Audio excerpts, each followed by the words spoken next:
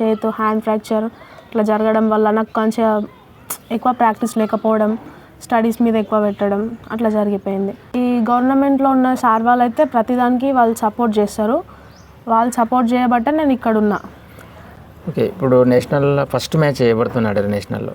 ఇప్పుడు నేను మొన్న ఆడిన నేషనల్స్ ఫస్ట్ మ్యాచ్ హర్యానాతో ఆడిన.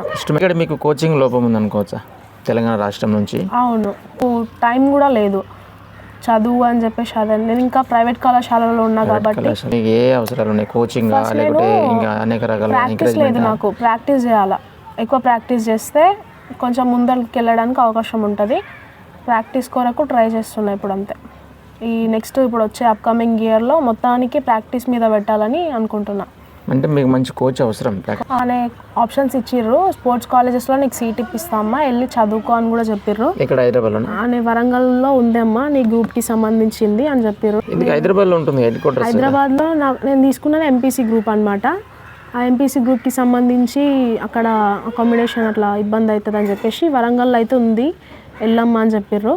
అది అంటే ఏది డిసైడ్ అయ్యారు? హైదరాబాద్ వరంగల్కి వెళ్ళకపోయినా నేను హైదరాబాద్లో కోచింగ్ తీసుకోవాలని అనుకుంటున్నా. మొత్తం స్టడీస్ మొత్తం మహబూబ్ నగర్లో పెట్టేసి ఎగ్జామ్స్ టైంలో ఎగ్జామ్స్ రాసి ఓకే అట్లా ఏమైనా చేద్దామని అనుకుంటున్నా.